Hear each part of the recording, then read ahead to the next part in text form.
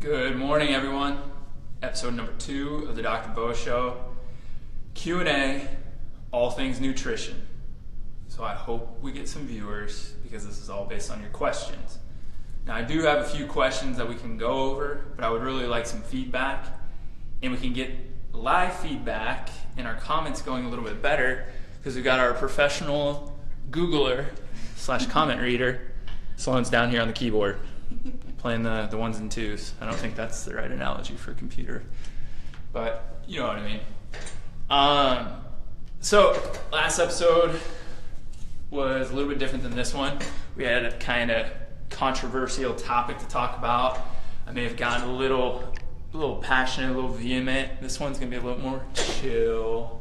We may play some lullabies here in a second. But the reason I did a talk on nutrition, or I'm doing a talk on nutrition, is that is the number one question that I get asked about, which is kind of funny because we do very little nutrition counseling in the office. When we first started, we did because it was just us. As we've gotten further into practice, we've brought or kind of partnered with a dietitian here locally. We tend to refer people out because most of the people that we're seeing are athletes, and I am using air quotes, so any of my patients don't get offended, but some of us are weekend warriors, like myself included, but we're athletes. We know usually the basics of nutrition, so when somebody needs help from us, they're usually beyond our expertise, right? If I had a professional athlete in here, I'm probably not going to be helping them too much with their diet because they're beyond me, so we usually want an expert in that field. That being said, we also get a lot of just blue-collar people that may be dealing with weight issues, metabolic disorders, autoimmune issues, or just kind of confused about information that's out there in the interwebs and everything. And this is a very big topic. Well, not an A, there may be an A, B, and C. There's money to be made. So people sell books, people write blogs, people come up with diet plans that they can sell, and now we can sell online memberships to these diet plans. I'm not going to talk about anything in particular because it doesn't matter. A diet is a diet, right? Like a diet is something that somebody made up that they had some success with and they're trying to replicate with other people for the most part. There are some diets that are based on science, but most of those take far more individual approaches, right? Because we're all very different how we're going to process things, what we need, caloric intake, female versus male, genetic predisposition. All these things are going to matter. Now, do I think we need to get that precise or myopic with our look at nutrition? I really don't think so. Like, if I had to go off topic real quick, if I had to pick one thing that really annoys me about my profession, my profession I see as a giant bubble of like fitness, strength and conditioning, physical therapy, chiropractic, sports, whatever. We're becoming micromanagers of movement. Like, we don't even let people move freely anymore because like, don't move like that. That could be a problem.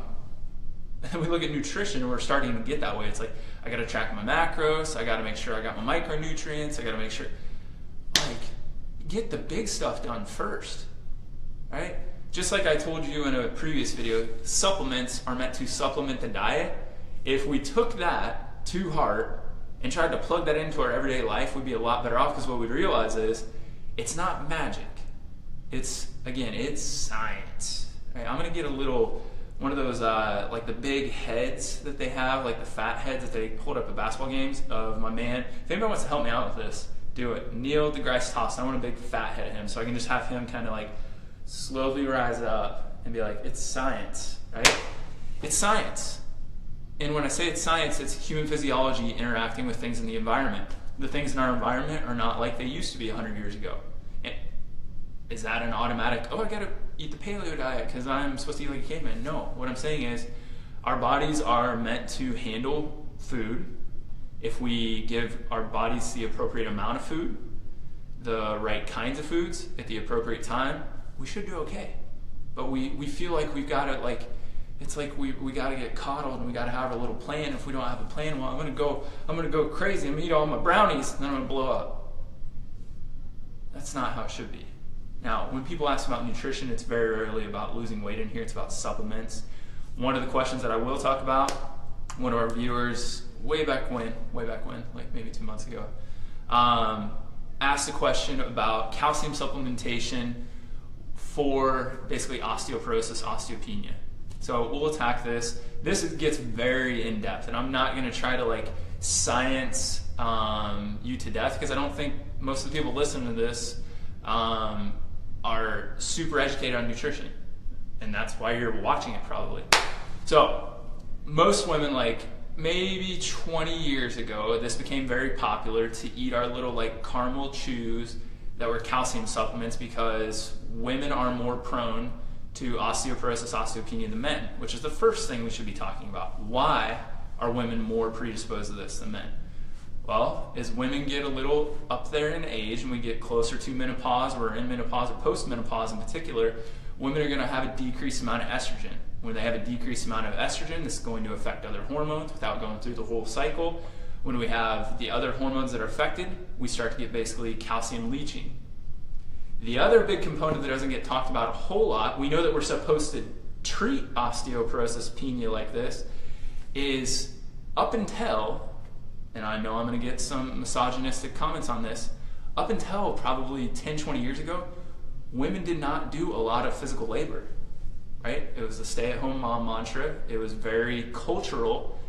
Why we may have been like predisposing women even further is because they weren't picking up heavy stuff, except kids. They were not loading, appropriately, doing a lot of exercise. It was kind of like your at-home stuff, or they were sitting as your traditional female roles of like a secretary or receptionist, some sort of desk jockey job.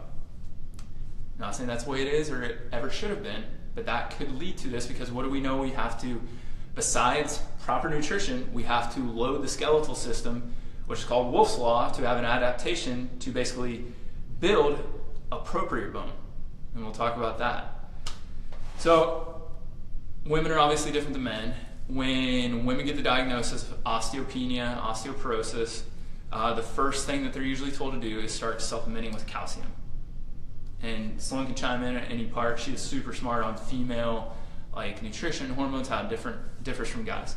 But when women start taking calcium supplementation, most of the calcium that they're taking, which is one of the big problems, is calcium carbonate, which you could also call limestone. It's like the same thing, right?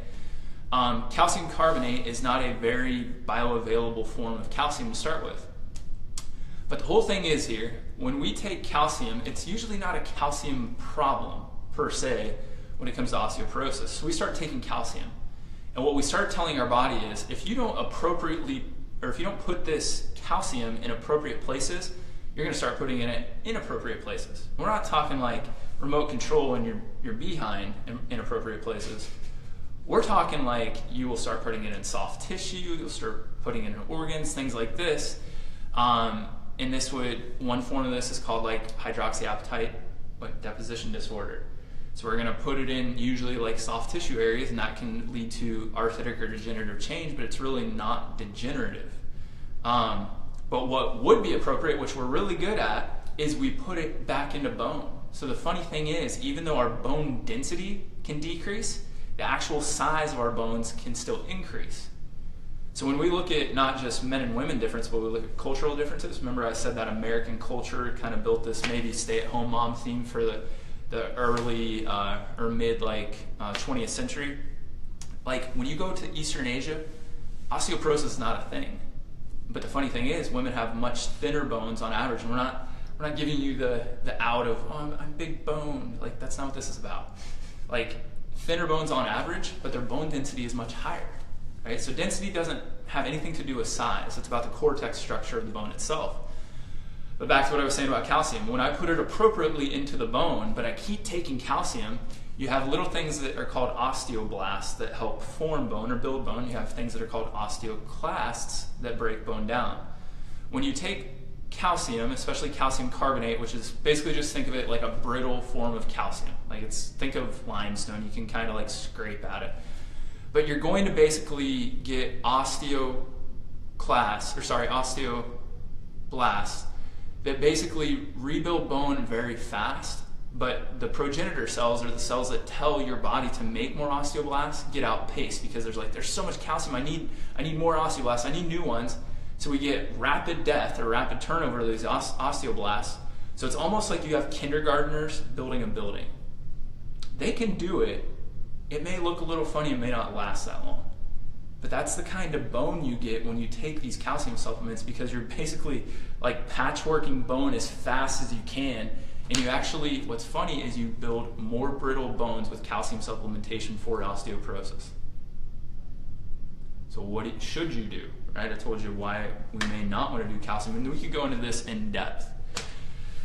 What you should do is A, load your system, right? 2 reasons. The way we load our system, and we're going to get a little specific on this. So let's say I have hormone dysregulation. That's all I'm going to say, because we're not trying to go microscopic on this. I went through menopause, I'm going through menopause, my hormones are trying to figure stuff out, and let's say something's just not quite right.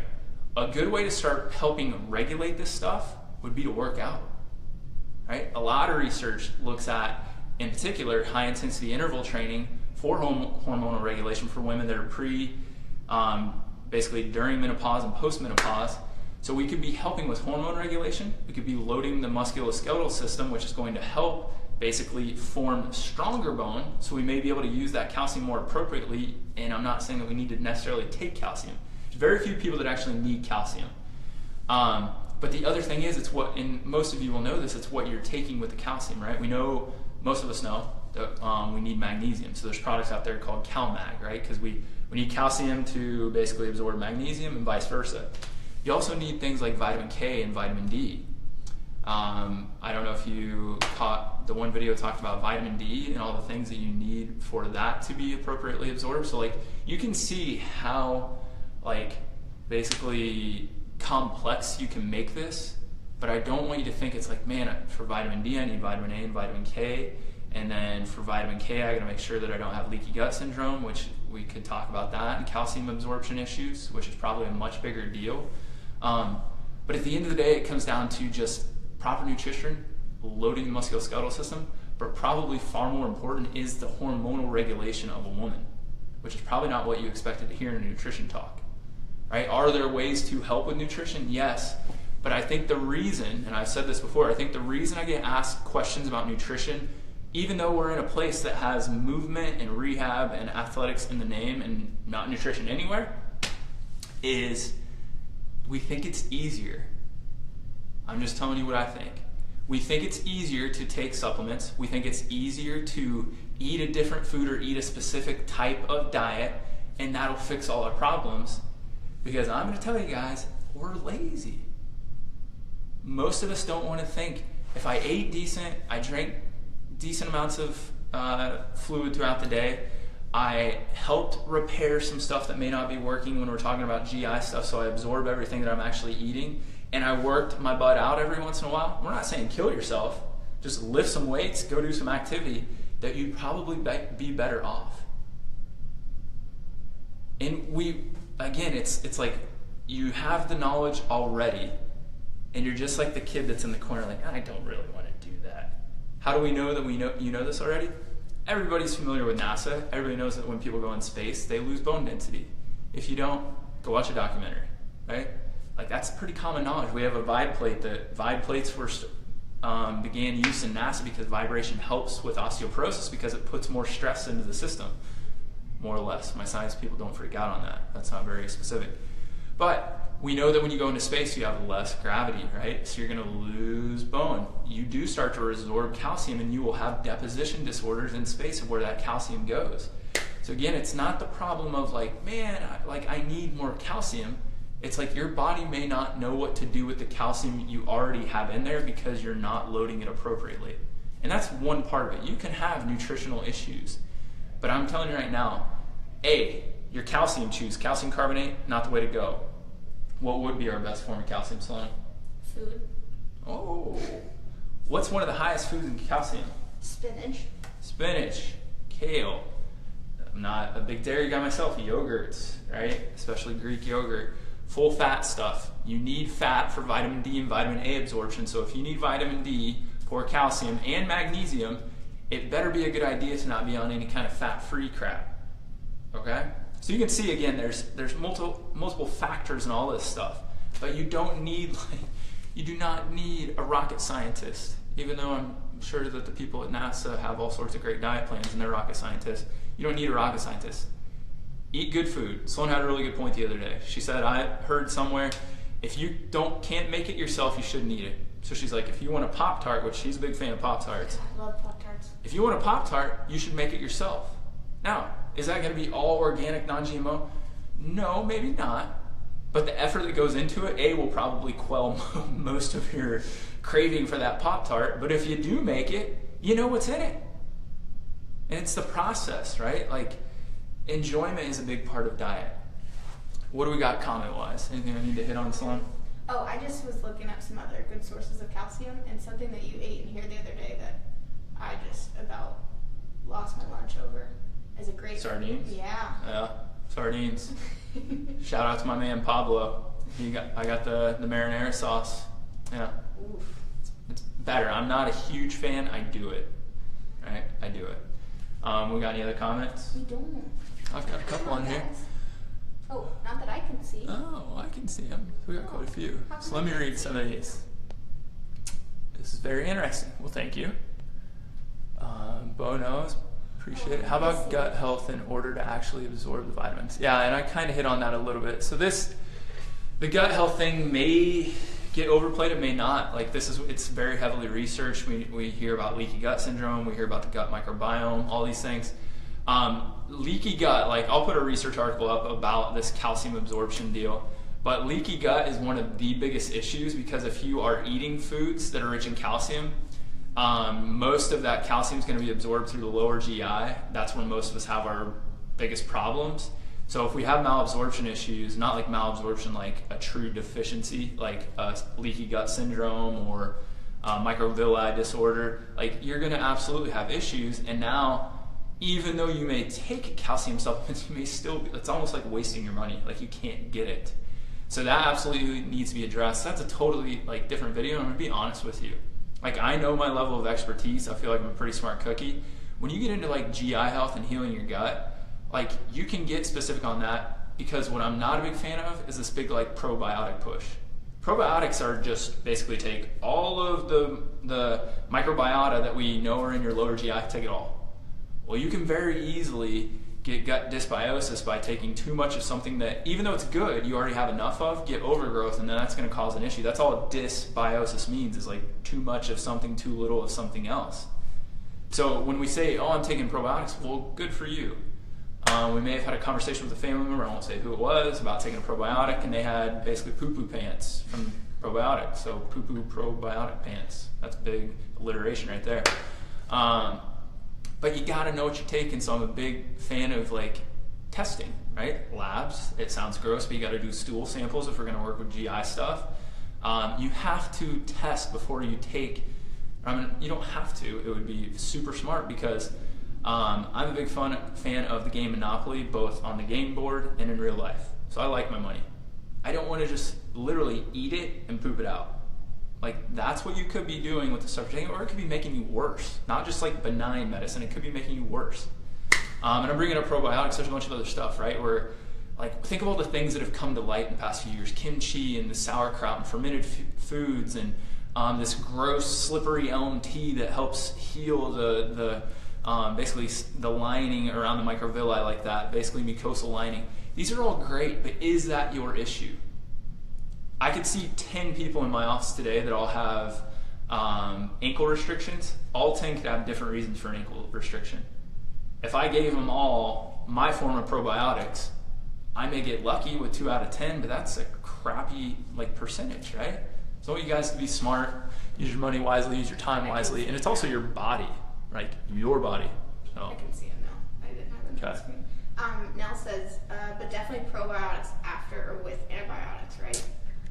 So there is a new strain of antibiotics that they just found because we're getting more and more basically resistant antibiotic strains. So this is what I'm going to say.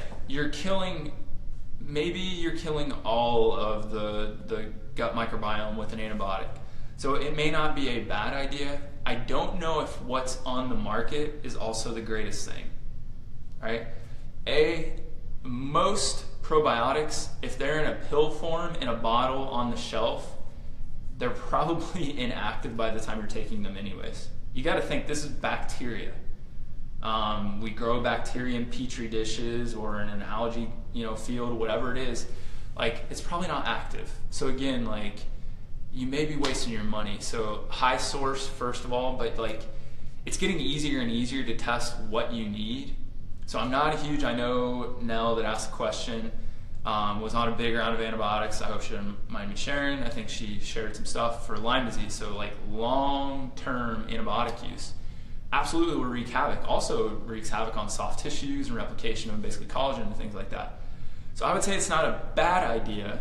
I don't know if what's on the market is the greatest yet. It's like you're gonna find here in, I don't know how soon, like we're gonna get so specific that like we know exactly what to like put in our body from a bacteria or like a biological standpoint to help us out. Like basically the things in your microbiome, your gut, kind of like communicate to the rest of your body. We're learning more and more about that, but it's very, like, you gotta think, this is trillions of different kinds of bacteria and different kind of microorganisms that are living in us.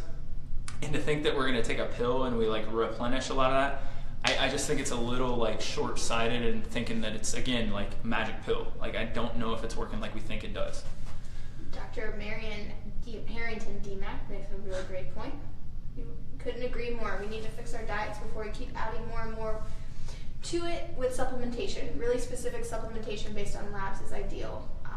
This is the greatest point. Also, I've seen a lot of people have their gut health improve post antibiotics. It can go both ways. She's absolutely right. So if you didn't hear, like, our friend Marianne is a sports doc out in California, Orange County, and she kind of said like sometimes it helps after post antibiotics. So they may have had like an overgrowth disorder. I mean, what do you take, like, if you've ever had, I'm completely blanking on the name, little white spots on your skin, from basically the yeast? Like a yeast overgrowth. Like, what do they give you? Antibiotics. What caused the yeast overgrowth? That's a bacteria. It's just, it gets very complex. I'm gonna read what Tracy wrote. Yo, because it's the hot season, could you explain the difference between hypo or hypernatremia related to triathlete cyclists? Who?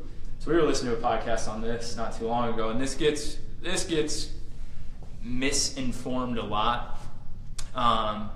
So, I mean, via the name, so natremia, first of all, means salt, right? So that's sodium. So if I have hypo salt, I've got too little salt in my system. If I'm hypernatremic, I've got too little.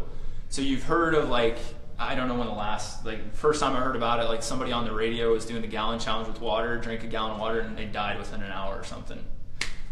They were hyponatremic. They had basically diluted their system, right? They had too much fluid. They decreased the osmolarity of their system, and your body can't regulate itself. Like, we live within, what's the pH range? 7.2. Well, what's it? 0.2 plus or minus? If that. So, like, we're at a 7.2 pH, I believe, is, I need to go brush up my physiology, obviously. Here we go. You've got Google right here. 7.2, and I think it's a 0.2 differential that we live in for, like, plus or minus. So when we get out of that, it basically affects us very much. So what happens more often than not is we get told these kind of stories of, like, man, somebody was hyponatremic, they went into a race, or we think hypernatremia, like they're taking too many salt tabs and not enough fluid, and we toss it the other way. You can do either. Just realize that, we would say during activity you drink to thirst, but that's not always reasonable because we don't know what we need sometimes. But you don't, like, I see too many people at trail races, that's what we work a lot of, that way overdo it with, like, salt tabs and electrolytes, and they come in, there's, like, salt's coming out of their pores. That doesn't mean you're hypernatremic. That, like, this goes down to the physiological level of, like, what you're able to absorb. So if you get, like, say we're doing an ultra race and you're 75 miles in and your kidneys had been working. So say I've been running for 20 hours. Your kidneys weren't designed to handle, I think it's more than 2 liters of water a day is what the human kidney is kind of designed to run through. So you got to think how much water you've drank over 75 miles. Your kidney's starting to kind of, like, almost fail, like it's slowing down a little bit. So if I keep taking salt in, it's almost like that salt is like, yeah, you need it, but you can't process it anymore. So that's how you can get hypernatremic, right? Hypo would be like I didn't take any electrolyte supplementation. Most people think you would cramp from that. That's also not the truth for the most part. But that's where you can get hyponatremic, and you've got basically like too little in the system against what you drink. So I hope that kind of makes sense. Can I add in there? Yeah. For my females that are in your high hormone phase, which is going to be the latter half of your menstrual cycle, if you're doing any sort of activity, especially long activity, like endurance activities, you're going to be in a hyponatremic state just because of your hormone levels. So it's important to add a little bit more salt. I mean, not like extra salt tablets, but that's just my females in a high hormone state. Not the last question. Other question that we got offline, if we get more here, I'll try to answer them, was a patient of mine asked, if you go work out and then you say you burn 400 calories and you eat 400 calories after workout, is that basically a net neutral? Yes and no. Why is it a net neutral? If you burnt 400 and you ate 400, yeah, you burnt 400 calories, but think about it like this. What do we know about like post-workout recovery, like drinks, shakes, meals? We're supposed to have a certain ratio, right? Like we always said it was like a 4-to-1 carb to protein ratio. The reason being is if I burn through my fast-acting glucose and I get in a little bit of glycogen stores, your body is looking to restore that stuff as fast as it can. So what it needs is fast-acting glucose. So it needs basically fast-burning sugars or carbs. When we don't do that, you're literally going to go into the process of gluconeogenesis, which basically means you're breaking down muscle or protein tissue within your own body to then desynthesize the protein back into glucose to put it in glycogen stores, because you need energy now. So this is why I say yes, you burnt 400, but no, because let's say I burn 400 calories and I just go eat a steak. Like, you're gonna burn more calories by almost eating that steak, and don't get fancy and think, ooh, I could lose more weight. No. You're going to degrade muscle even though you're eating protein because you didn't restore those fast-acting carbs, and now you go through gluconeogenesis, break it down, even though you ate your protein, right? Or I could go the other way. I could eat a bunch of fast-acting carbs, too much than I need right after that workout, right? So I have surplus. Fast-acting carbs get turned into sugar. Sugar is going to either get stored in the liver, right? Or it's going to get stored in adipose tissue. So it goes the other way. Now, if you have a kind of net neutral of like 400, right, your recovery meal, I would say, yeah, you're pretty close to burning what you ate.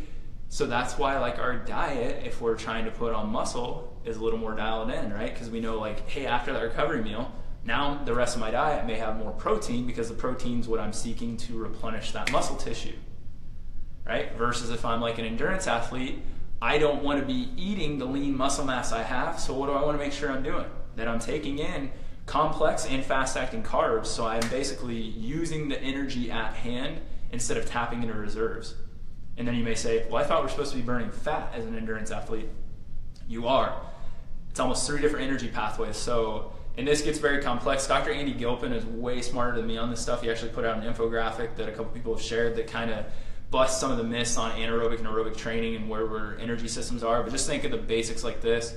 Like sprinting is your anaerobic, right? So we're not getting into glycolysis yet. Like moderate is we're going to be basically at the back end of that anaerobic threshold. You're going through glycolysis where we're not into that basically fat burning stage yet. And then your long, slow endurance stuff. And the better you get in endurance, the faster you can go and get into that kind of fat burning stage. So it does vary. Again, it gets complex, but to answer your question, yes and no. Depends what you eat after that workout. Also depends what you're eating surrounding the rest of your day. So give an example of what with real food in terms of 4-to-1 ratio. It's going to come down to how much you eat again, because remember I said if you eat 800 calories or something, we need 400 like to recover. Like that's going to be a surplus, but just think if you had, like a handful of sweet potato and I have like 3 ounces of a steak. We're not counting, granted we're talking calorie ratio. I'm not a huge fan of counting calories. So use portion size, right? Or it's, I had a protein shake that maybe, who knows, 20 grams of protein.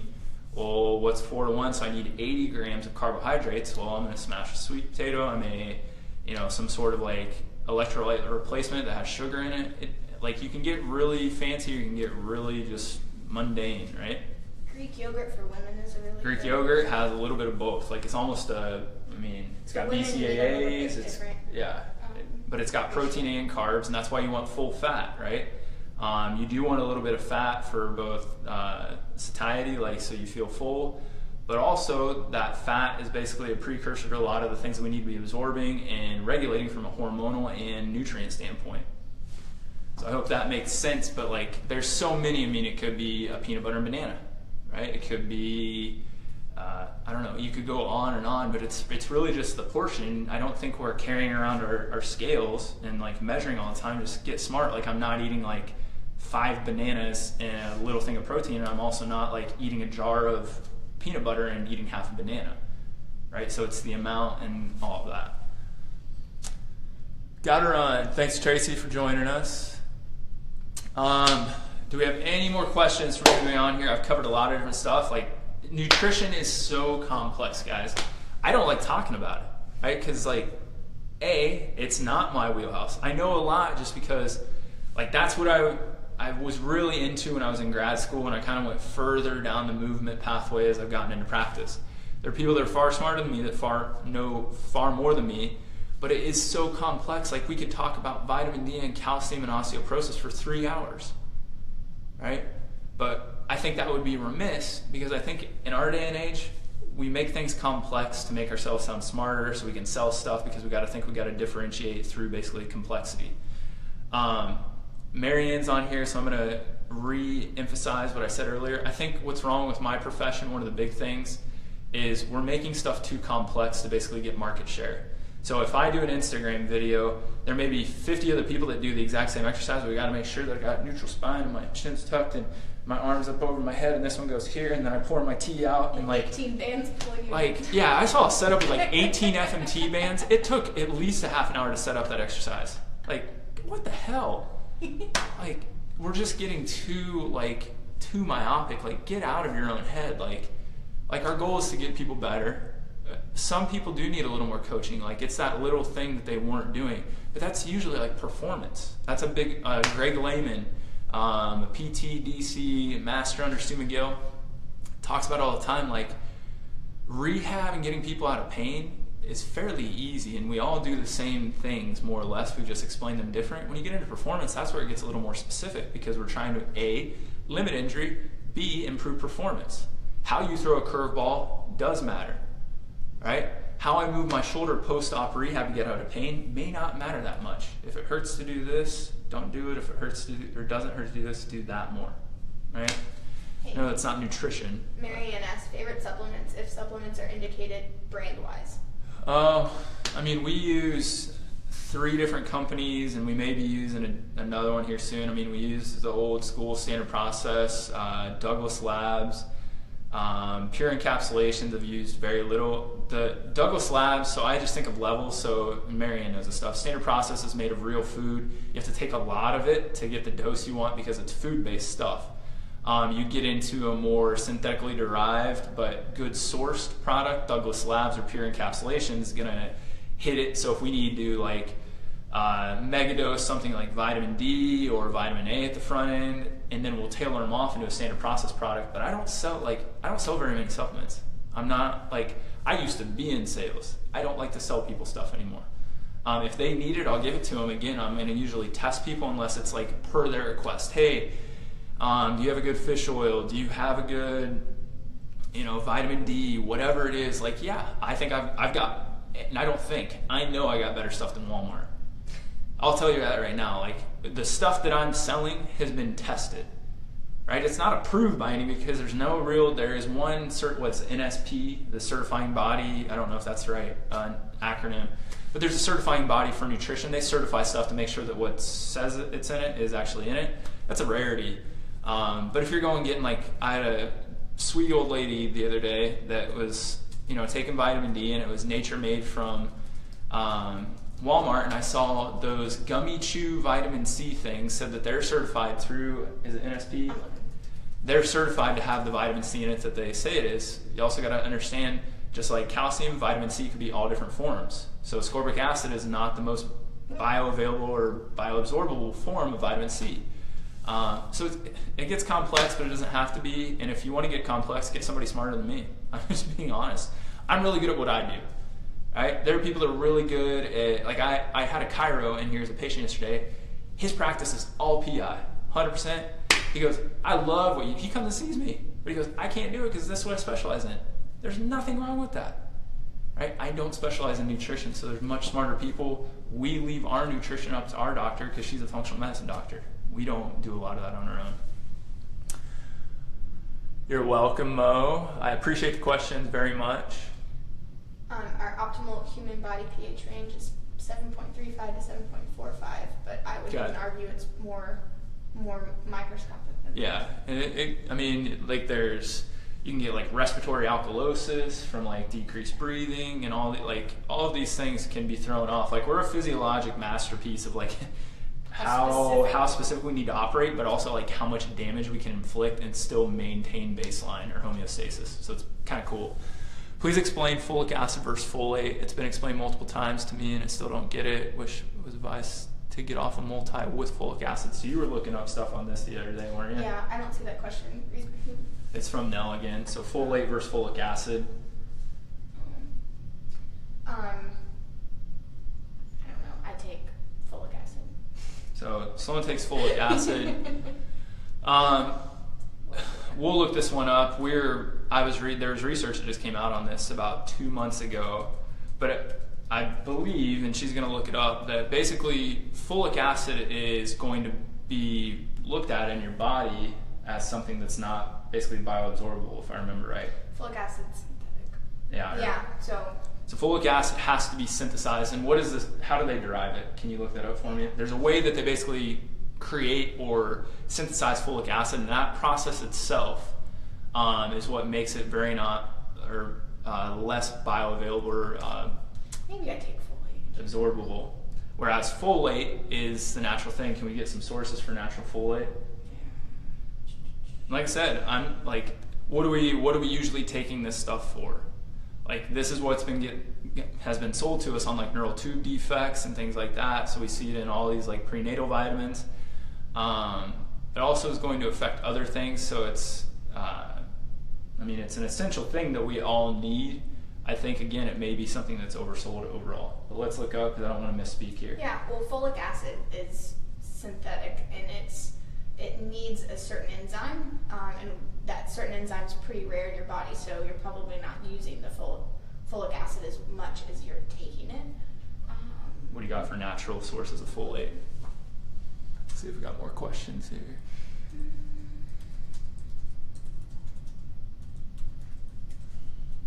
Ooh, this is getting long, so we'll make this the last little piece of info.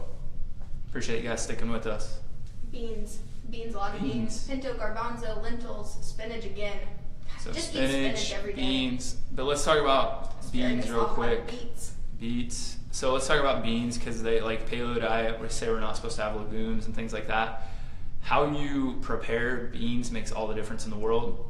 So the husk on the bean has a lot of things that are called inulin in it. And that's basically, inulin is a protein that's very hard for us to digest. So if beans, magical fruit, the more you eat, the more you toot. The reason being is, am I speaking on that? Is it inulin? I'm sorry. Look up what, I believe it's inulin. Basically, it's a protein that's very hard for us to digest. So when we soak beans, what we're doing is we're basically creating an enzymatic reaction to basically pre-break down that, what is it? I don't think it's inulin. I think I'm misspeaking. Anyways, when you soak it, and we may add a little bit of baking soda to that water, and then that basically helps with breaking down that outer lining or that protein in the bean itself, which helps with basically digesting that bean, getting the things out of the bean, rather than having just like this big process and this like hostile churning to try to break down the bean. My Googler is slacking here. This is difficult. So just look up what makes you fart. I'm looking. While she's looking that up, I will see you in Chicago, Tanya. Plays into using folate versus folate. Yeah, so the whole NTHFR thing, like, I think I've told you guys before, like I did my genetic testing, 23andMe, and then plugged it into these like live well tests and all these different things. Like, this gets played up a lot. I think this has been probably going on for a very, very, very long time, and we're just now figuring it out, which is good. But again, like anything that's new in science, we start to throw everything against it. It's like, oh, this is why that's happening. That's like, it's a methylation defect. So you have trouble methylating this, methylating that, your B vitamins, whatever it is. And now, you know, we're blaming a lot on that, which it may be. And maybe we're just now wising up to it. But I'm never one to like put all my eggs in one basket quite yet. So yes, it does play a role. I think there are other things to it, like we talked about, like the source of folic acid versus folate itself. All right, so beans have phytic acid, which is hard on us, but indoles, it's not inulin. But the things that you are having trouble digesting because you lack the enzyme are oligosaccharides. Okay, oligosaccharides, but I believe it's indoles is what the like generic name is. But oligosaccharide is basically like a multi-branched sugar, or basically sugar molecule. So you got a polysaccharide, a monosaccharide.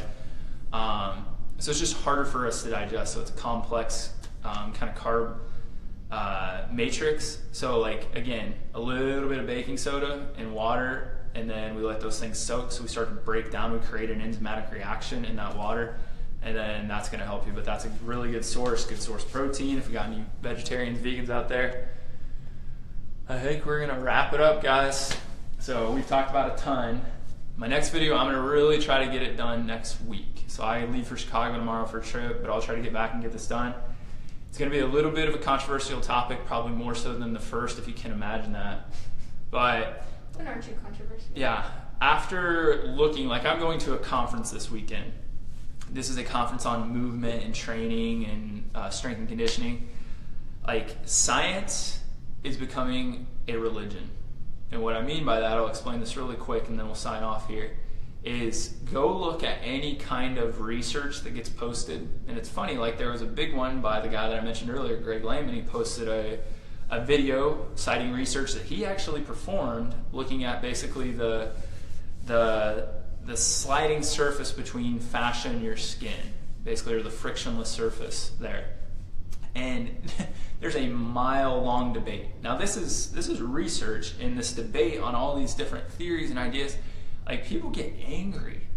So it's just kind of funny that science, the thing that we're supposed to be basing facts on, is the thing that gets the most hotly debated in our world now, which that used to be the seat that held that was religion.